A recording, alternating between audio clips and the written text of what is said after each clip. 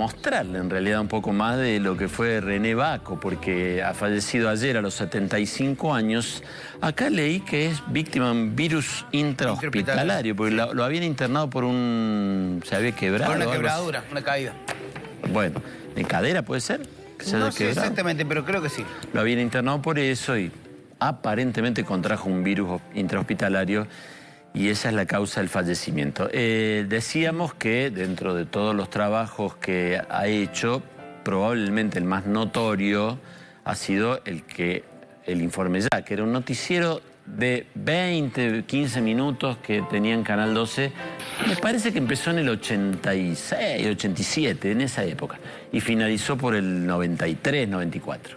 Esto es otro programa que tenía René, el que estamos viendo ahí en pantalla. Interesado en trasplante, le puedo decir de que los nefrólogos tenemos una suerte sobre la gente, sobre los médicos que trabajan en otros órganos. Es decir, la diálisis. Bueno, ese no es Bacco, claro, es el entrevistado. ¿Cómo se llamaba este programa? Ya me va a venir de cabeza. Ahí lo tienen a René. Siente que la realidad lo sobrepasa y que necesita de otra voz que lo interprete. Y nosotros creemos que podemos seguir siendo ese canal de comunicación para expresar sus inquietudes, sus problemas. Porque hay mucho para ver y tanto para decir, es que volvemos con el Informe Ya. Desde este lunes, alrededor de las 20:40.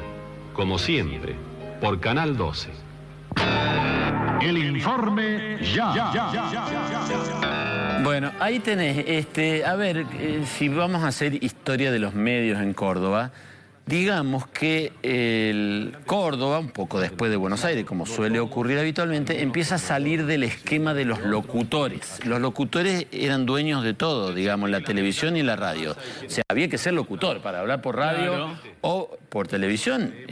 Había muy pocos ejemplos que no eran así. Ya los había, pero era todavía el reinado de los locutores. O sea, los noticieros eran locutores con esa voz, ¿viste? Dicción perfecta y demás. Ya se estaba saliendo de ese esquema, en los 80 empezó a salirse ese esquema, y René termina de romper con eso, introduciendo desde eso aséptico que era leer la noticia, a embadurnarse con la opinión.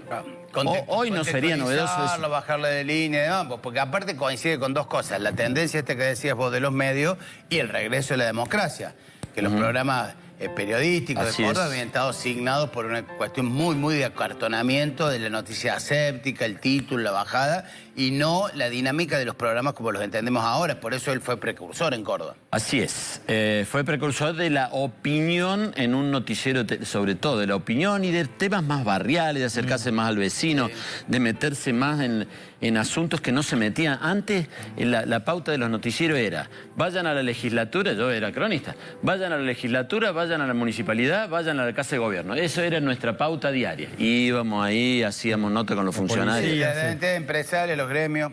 René Bacco se mete en territorio donde no nos metíamos habitualmente, en los barrios, en lugares donde, en consultar la opinión de la gente sobre las cosas, en que se quejen del bache, de la falta de agua y demás. Se metió en ese terreno y eso revolucionó un poco. Bueno, lo hizo también Mario Pereira en la radio, aclaremos, ¿no? Fue muy coetáneo. Fueron coetáneos, sí. Bien, y después a él le gustaba mucho cantar, ¿no?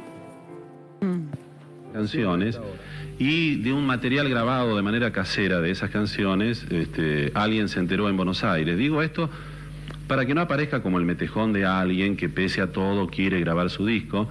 Finalmente un productor en Buenos Aires se interesó por el material y me llamó y me dice: en un mes estamos preparando todo para grabar un disco. Yo no lo podía creer de ninguna manera. Es más, no lo creía aún estando en el estudio de grabación con los músicos y todo.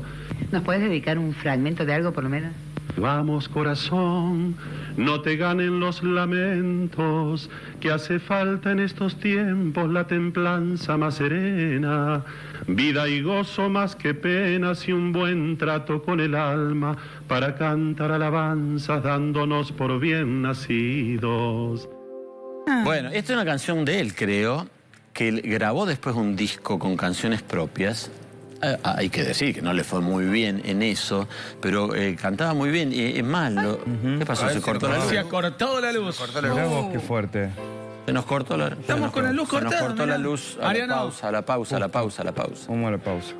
Ya volvemos.